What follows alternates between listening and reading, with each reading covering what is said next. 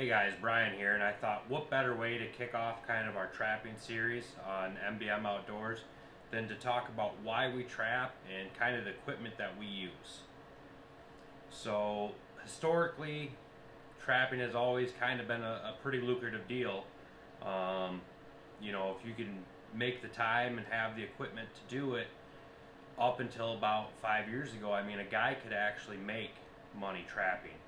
Um, my late high school years all the way up until probably my mid 20s, I mean, I could take a week off of work and trap hard for a week and come out ahead. It actually paid more to go trapping for a week than it did for work. um, that's not why I always did it. I enjoyed that week away from work, and I had a buddy that I trapped with, and we kind of did everything trapping wise together, and it was fun and relaxing to get out and do something other than turning wrenches every day. Anymore, unfortunately, the fur market's not very good. Um so it's kind of just back to the old population management, nuisance control. Kind of where I grew up, we had a lot of limestone bluffs and things like that, and we had an issue with raccoon denning, distemper, fox getting like a distemper, mange, coyotes getting mange. So trapping always was a way to control the population and kind of limit the amount of natural diseases and deaths that some of these animals were getting, basically because they were just growing wild, and nobody was managing them. You get a group of raccoons in a den, and they get manged, and then when the weather warms up a little bit and all of a sudden they go to a communal eating and drinking area, and next thing you know, you got 3-4 dens that have mange. And in my eyes, an animal dying a slow, painful death from rabies, mange, distemper, things of that nature is far worse than man implicating a population control management program.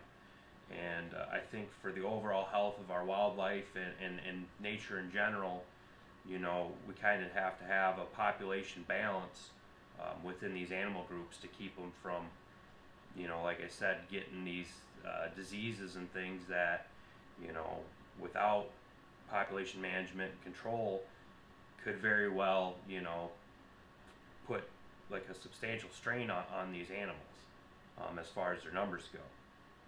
So, like I said, unfortunately anymore, trapping is more of a nuisance control, population control kind of approach. So that being said, let's go into some of the equipment that I use. I'm in Iowa, so some of my laws don't go to other states, and other states get different laws than we have, but just kind of a general overview of what most people can use for equipment.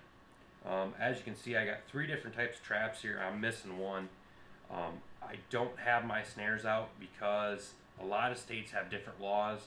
I'm going to do a separate video just for snares. As I go through the series, I'm going to break down different sets with each of these traps, different locations, and kind of different practices that we go through when we use these. And I'm going to try breaking down the snares, from an Iowa standpoint, and then I know a couple states close by kind of what their laws and regulations are. I didn't want to have them out for this video because I don't want everybody thinking that snares are perfectly legal. And I myself have had some issues with snares, and I have issues with certain things. And on a population standpoint, especially closer to urban areas, I don't think snares are the answer. But we'll go into that when we get talking about snares. So the first trap we're going to talk about, and this is a Z trap. These have been out for a while. These replace kind of like the old Grizz Getters and coon cuffs and things like that. These are by far probably one of the biggest selling traps, like say the last 3 years of the fur boom, and the last couple years I kind of contribute these to partially why the numbers were dropping off the way they did the last couple years, because these are easy to set, and they are good management tools, but some people were not they were not weeding out the small animals and the not good furred animals, and they were just dropping them off at the buyer, and the market was flooded with not quality fur. So I think, in my eyes, that's kind of why the raccoon market started to nosedive when it did. And then obviously we had some other things that had happened in the last few years that contributed to it too. But when these traps first came out, I was not a fan of them because I didn't trap the style that these are tailored to. Once I started trapping more where these are better suited, they turned out to be a great trap. The first couple years though, I mean the first year I bought like 6 dozen thinking that I'm going to go out there and this is going to be the answer. And I think that first year I only caught like 3 with 6 dozen because I was so mindseted in a different way of trapping that these aren't really tailored to. But that being said, they're a very simple design. This bail here basically just holds the paw. You got a trigger in here, and this dog goes on the trigger. They grab the trigger, they pull up on it, and this bail holds their arm in there. You know, from the factory, they got a couple good swivel points. As you're going to see, all my traps have these quick links on them because I use a disposable stake. We'll talk about that more towards the end of the video. But that's kind of an overview of these dog-proof traps. They're all pretty well functioning the same. This is probably one of the bigger brands. Duke makes one too. It's very similar. Basically, the only difference with Duke is some of the Duke ones, I don't know if they're still that way. They're only a single action trigger. It only goes off when they pull up on it. This is a double action. If they pull up or push down, it's going to go off. But other than that, I mean, they're kind of the same concept. You set them, put some bait in there, they reach their paw on there, they grab it. And the big draw to these are, if you are doing nuisance control, you can set these close around houses because they are a dog-proof trap. Now there is some stories out there, people catching dogs in by the tongue or something like that. You just have to use your best judgment, but for the most part, if I'm doing nuisance control around buildings, this is the way I'm going to go if I don't have to use live traps. So then let's go into our foot traps here. This is a 1.5. This has kind of been my bread and butter from the first day I started trapping. I trapped with some long springs that my grandfather had, but for the most part, Duke 1.5 coil spring. It's a cheap trap. I've used other brands, but for the price point, the functionality, they're great. There's a few things I've done to it. As soon as I get them out of the box, I'll go over that when I go through these 1.5s individually. But as you can see, this one on here has got a drown cable on it. The majority of my 1.5s are set up this way. They're already preset. I put the cable on. This side's a disposable anchor. This side's a rebar. I gotta only carry one rebar with me when I set these. I set the disposable anchor in deep water, pull it out, put the stake in, and I set this depending on if I'm doing a blind set or a pocket. Like I said, we'll go into that when we get into the 1.5s. This is what I run for the majority of my canine trapping. There's a few things I use a 1/2 offset or a 1 3/4, but that's very specific. For the most part, I use these number 2 offset jaw Dukes. I've done some work with them, with the pans and with the dogs, but all of them I have base plated, number 9 swivels, shorten the chains on them, and I have my quick links on here for my disposable stakes. But this trap has been very good. I have a few MBs, I have a few Bridgers, I have a few different other models, but again, coming down to the price point, when we were trapping hard, we were going after you know, quantity. I can buy a lot more of these than I can the MBs, and it don't take anything to put these base plates on, just basic welding understanding, and you can put your own base plates on them. to make them a center pole. But yeah, these have been a very good trap for me for coyotes and fox. I've been very happy with them. I have virtually a 0 loss rate with the offset jaw. It just kind of helps them while they're in there. They don't fight it as much, I believe. You know, that's my personal opinion on this offset jaw. It's just a little bit more comfortable for them. And I've had some releases with these, different places. You know, we've done management and not essentially getting rid of them all. We were just trying to get rid of certain ones, and I could release them and they would take right off, and I would see them, you know, 4, 5, 6 months later with no issues whatsoever, walking perfectly fine. So coyote trap wise, Duke number 2 offset, that's kind of my go-to. So then when we talk beaver traps, beaver foot traps, this is where I make the exception. I do have some Duke number 5s. I have some Bridger number 5s. But for me, when I'm trapping beaver with a foot trap, there's a few sets that I use a different trap for. I use a smaller trap. But the majority of what I do is with these MB750s. It's a very solid trap, very quality built. Factory night latch on them, oversized pan. I mean, factory center pole, short chain, heavy chain, good swivels. This one I still have a drown lock on. I haven't put a new drown cable on. But this trap has been rock solid for me. I haven't had any issues with these out of the box. I do a little modification on the levers here. But that's just because I have a custom made setter that I made myself for these. When you're out trapping the river and you're setting 100 plus 1/2s and 100 plus dog proofs, and then you're trying to do some beaver management too at the same time with the gauntlets on and you're in waders and it's cold out, you can hand set these. But I had actually made a setter that I can set them over my knee and set them, and it's worked really good. But yeah, like I said, beaver trapping wise, that's the only place that, you know, I spend the extra money to get these MBs. Like I said, they're lights out when it comes to quality and holding power on those beaver. And like I said, I've been a big fan of these ever since they came out. You know, as soon as they were listed, I started buying them. I think I have maybe 3 or 4 dozen of these now. And when I'm doing beaver management, this is one of the main traps I implement, pending the terrain.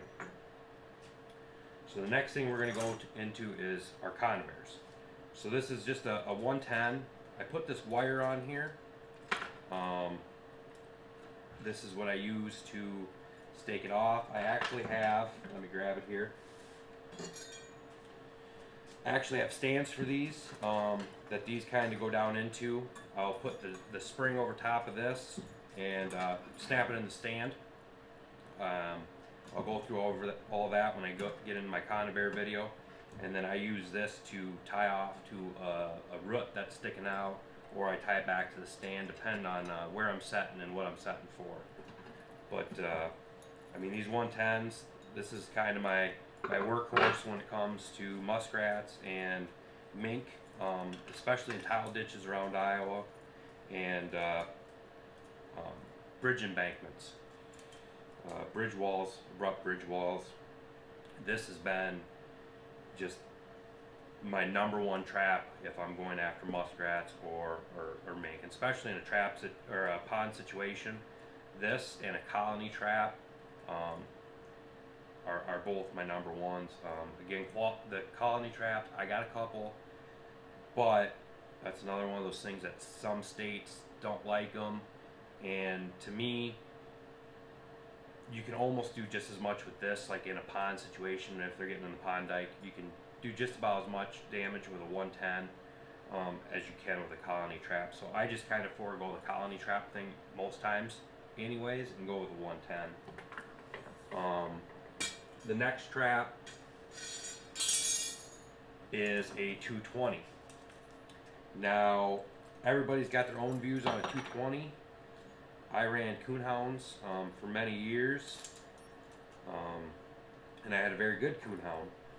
But my thing with these 220s is I mainly only set them on slides and runs on creek banks and river banks. Just from a dog handler standpoint, we had a lot of guys that would set these over and around dens, hot air holes on bluffs, and that's fine. The issue that I ran into a few times, luckily I never had a dog issue, but we'd be hunting a place and we'd just be kind of walking around, headlights on the ground, and we would see one of these laying right over top of a hot air hole.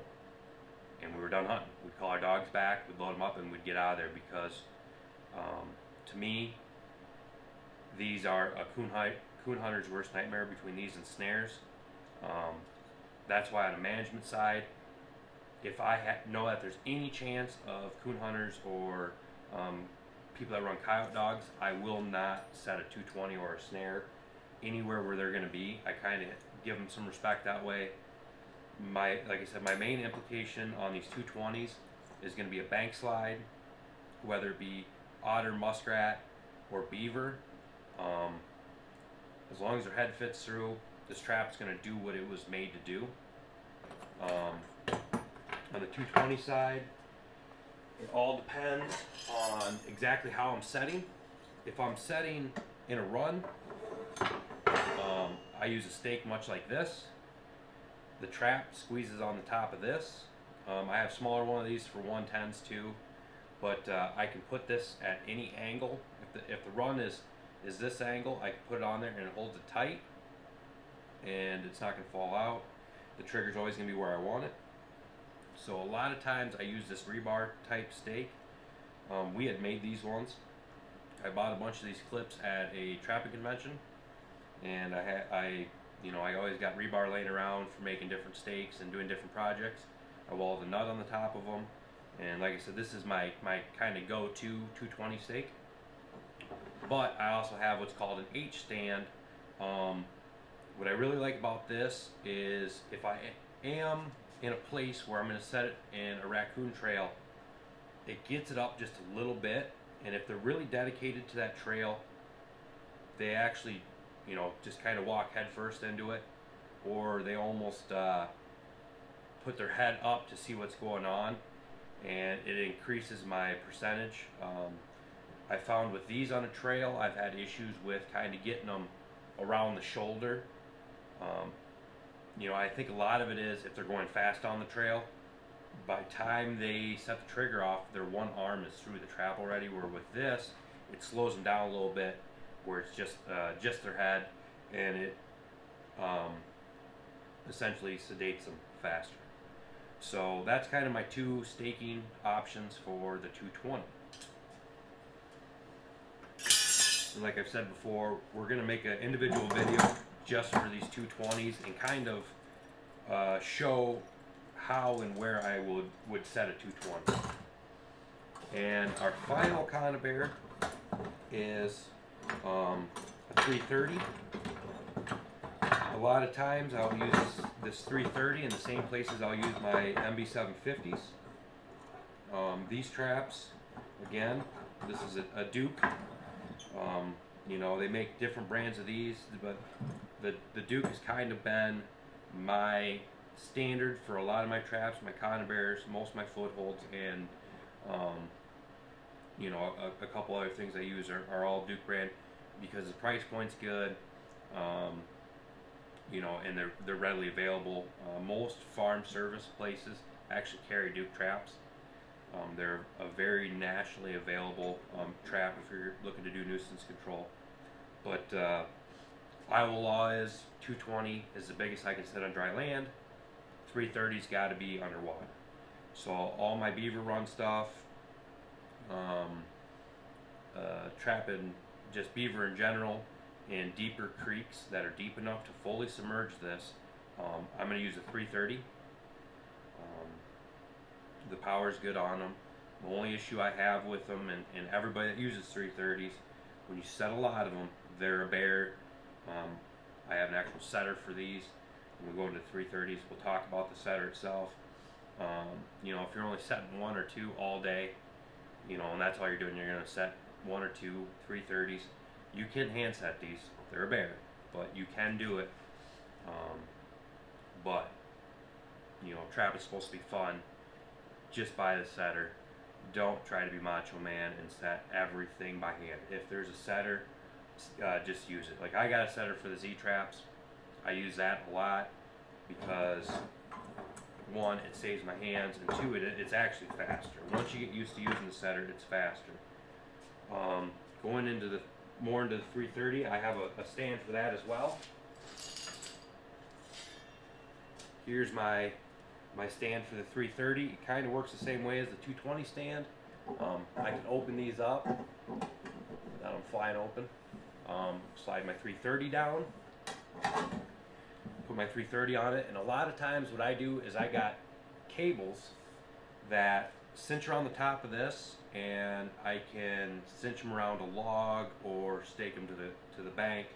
Because I've had it before where I'll catch a beaver in these, and between the beaver that I caught, or if it's in a very predominant run, the next beaver just basically comes and barrels into this one. If the water's really dark, I think they it's not that they can't see, but I don't think that they see exactly what is obstructing their way. It's a clear run, and they see a beaver tail in front of them, and I mean they just. I've had it where these are like pushed in the run.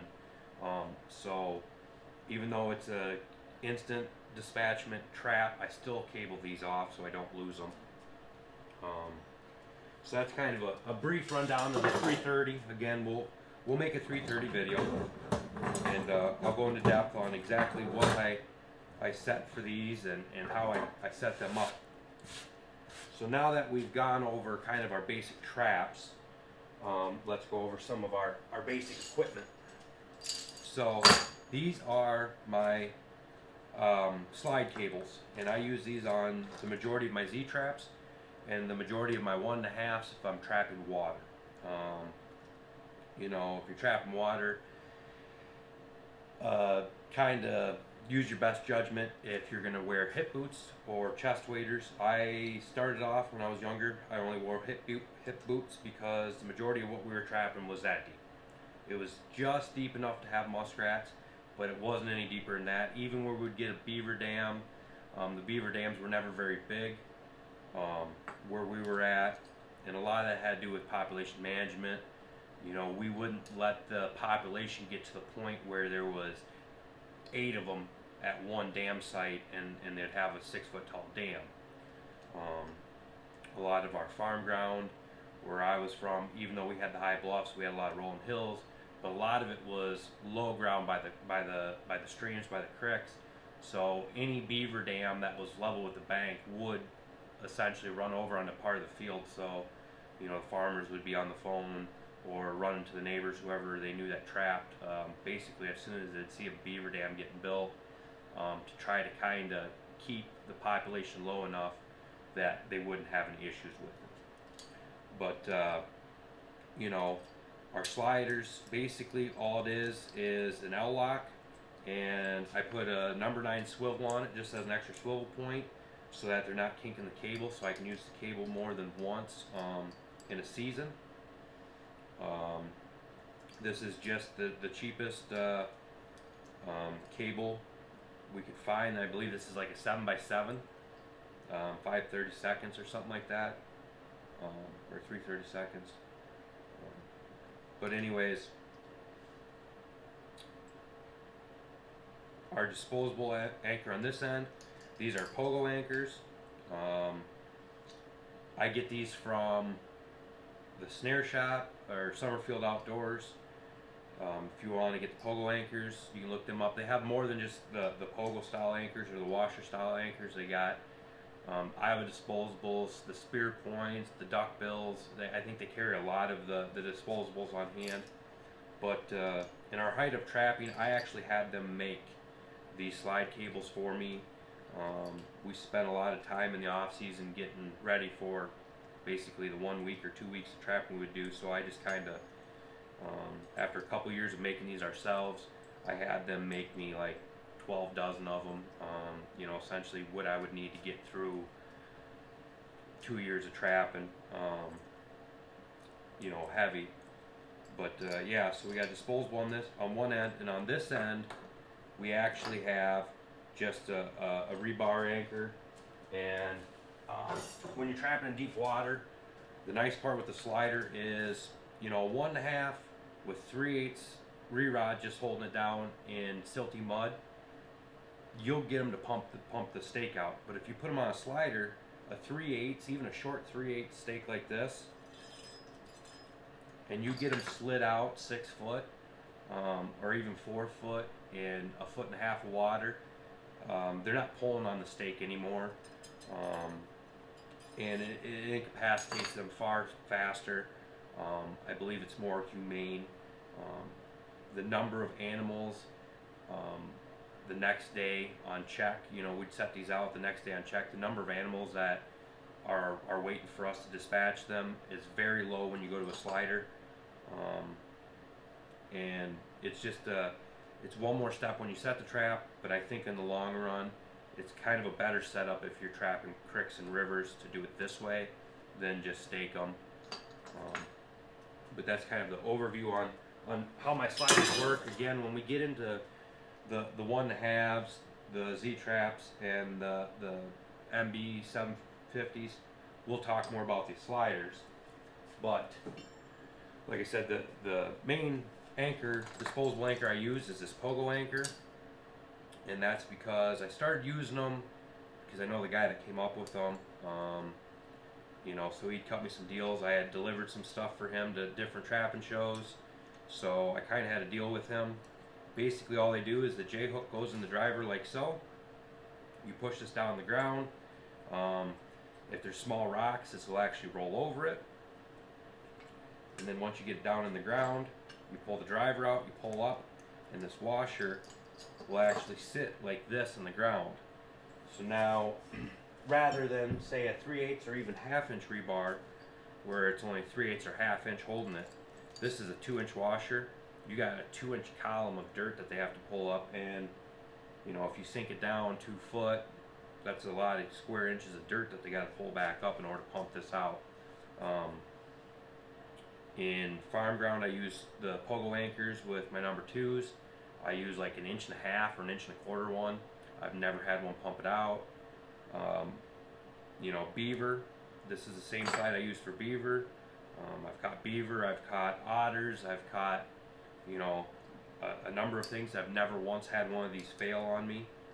You can't get them back out of the ground. That's the only downfall. You cut the cable as short as you can. This cable has no coating on it. It's oil free. It actually rusts away pretty quick in the water. I have a few places that we trapped 2 years in a row. Second year came back, and the majority of the cables were either silted into the point that they weren't going to get in the way of anything, or they were pretty much all dissolved already. So it's kind of my take on the anchors. I don't run a whole lot of straight re-rod. The 220 rebar stands, that's about the only re-rod I run.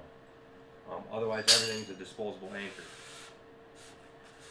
So yeah, that's kind of just a quick overview of everything I use. You know, the other things that you're going to need, water trapping wise, like I said, your hip boots or chest waders. 90% of where you're trapping in the trapping season, it's cold out. If you're water trapping, the waterproof gauntlets.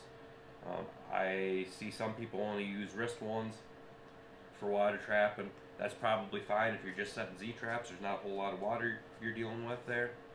But for me, I run an insulated polar paw shoulder gauntlets. I don't have them out, but I'll have them out when I go through all my water trapping stuff and go over those polar paws. They've been really good. You know, if I know I'm going to be trapping hard in the water, I'll buy 2-3 pairs, and I'll swap them out every day because they're insulated, so you do sweat a little bit. They'll get a little wet on the inside. I turn them out, let them dry overnight, and I'll take a different pair the next day. Some of the other things you'll need, When we get into the coyote and canine trapping part of it, we'll talk about our baits, our scents, our lures. When we talk about our Z-traps and our 1.5s on pocket sets and things like that, we'll talk about our fish stick sets. In Iowa, fish sticks are legal as long as you're not in the major river corridor counties. So there's a few counties that I trap and have trapped that I can run fish sticks. I've used them. I've had good luck with them. I'll go over that. That's a whole fish, or a lot of people call it a fish head set, where basically a fish head's just on top of a piece of rear-rod, the traps below. We'll go over that. Z traps and a lot of my pocket sets. I use a product called Catch Can from R&M Lures. Rick Hemseth makes that. It's a phenomenal product. They sell it as a paste and as a liquid. When we're trapping heavy, I was buying the liquid and I was kind of making my own bait with it. Since I've been doing more just nuisance control stuff, I buy the pre-made paste from him. It's got good shelf life. It smells amazing. I mean, it smells really good, but that's kind of my go-to on pocket sets and Z-traps for nuisance control. If I was going to go out trapping again, I would go back to make my own bait. Basically what I did there was I caught bullheads and carp and kind of junk fish, as you may, and I would grind them myself, and I would mix in Catch Can and different fish oils and different scents depending on what the weather pattern was going to be, and I would pre-freeze it in quart jugs or quart Ziploc containers, and we would get out what we thought we were going to need for the next day before we left to go check traps, so that we always had a constant fresh supply out of the freezer. 110 and 330s, there's some sets that you put some bait on the triggers. I don't get into that a whole lot. I've done it before. With the 330s, that's mainly a through the ice thing. If you want to have an enjoyable weekend, 330 through the ice. I mean, it's fun for about one weekend. 330 and through the ice for 3 weeks. You don't have a lot of traps out. It's a lot of work to maintain them. But if you want to do something fun, 330 and through the ice, it's a good time. I either use a parsnip or a potato on the trigger. I'll kind of talk about that when we go through the 330 and the beaver stuff, because some of these places you want to do management on, they might not get crops out until it's about froze, and at that point you're better off to wait till it freezes, and you're going to have more results getting them through the ice than trying to break ice and thaw days and freeze days for the first couple weeks of season. So, but that's kind of an overview of everything. Like I said, I'm going to break all these down as we go into separate videos so you guys can go through. I haven't got my whiteboard up yet. When I get my whiteboard up, we can go through exactly what I've looked for when I set these. And kind of my first installment for each one of these is just going to be a whiteboard presentation and talking about what I feel is the best way to do it. A lot of people I know how they do it, and then when we get back around to trapping season, I will show in the field how I do each one of these sets. So if you guys kind of like this and you want to follow along, go ahead, like and subscribe. Like I said, there's going to be a lot of information on trapping, nuisance control, population management. We will even get into some fur handling stuff. While it's not profitable anymore, I still like it. I still think it's an interesting skill to have, and it's kind of cool, if you want to tan your own beaver rug, or say even like a coyote pelt, to hang up in your man cave or on the floor in your house or something, to be able to say that, hey, I trapped that beaver, I scraped it, I stretched it, and I finished tanned it. Even if you send it out to tan it, this animal was mine, from the minute that I set the trap till it got laying on my floor. I think is kind of a cool bragging right to have. But yeah, like I said, we're gonna end the video here. Go ahead, subscribe, like, and I'm going to break all these down for you guys. I guess we'll see you at the next video. Thank you.